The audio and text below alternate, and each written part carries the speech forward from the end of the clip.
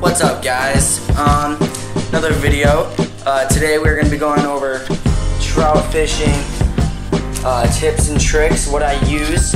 I'm going to be going fishing, come on, focus, this or tomorrow with friends from school, and I'm the only one with a YouTube channel, so I'm going to be the only one videoing. So, why not make a video real quick? I'm going to show you everything I use, how I rig everything up, what type of rod and reel I use, what type of line I use, how I set everything. I'll just show you everything I do. I think that's it. Let's get into it real quick. I know you guys don't like waiting, so let's go. Okay, we're here in my backyard. We are going to be looking at the lures I use, the weights I use, the hooks I use, the fishing pole I use, the line I use, everything. Everything. We're going to look at everything I use. How I rig everything, where to put everything. That's key. Let's get right into it. So we're going to go down left to right on all these lures I have. I'm going to explain them, how they work. So right here we have spoons. Now, regularly I use spoons for trout if the trout are big enough to eat them. This spoon is pretty big. That's mainly for steelhead. But this spoon is relatively small. It's silver. I'd say 1/8 ounce. This one is probably more of a 1/4 ounce. It's pretty big. I've caught trout on it, but they were pretty big. So what they do is when you reel them in, they more of like a swing back and forth like a shovel or something. And so those are really good for covering the water and seeing if anything will bite. So our next bait is a blade bait. Now these baits are basically spinners but without hooks, so you can change the hook size. As you can see, you just snap this little piece off and put a new treble hook on there, or a single hook, whatever you want. I'm going to be putting on treble hooks so they're easier to catch. It's got a relatively large blade on there. Most likely going to be sticking with the smaller one. Next you have, this is a very big hook. This is what we call, I call it a feather treble. I don't know what it actually is called, but you can see why it's a feather with a treble hook.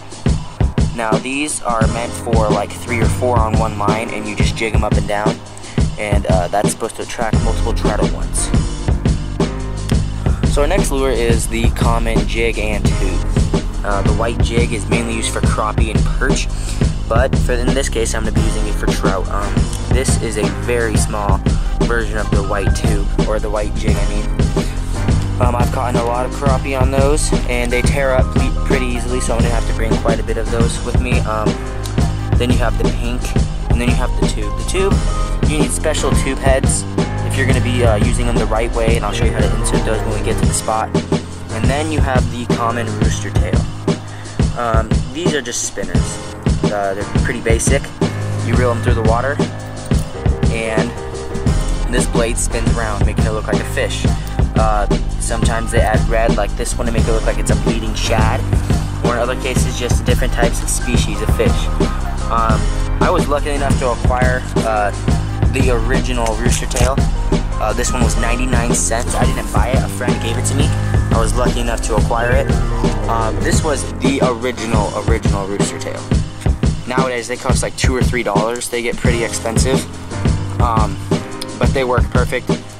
These are mainly for trout, but you can catch obviously other species on them.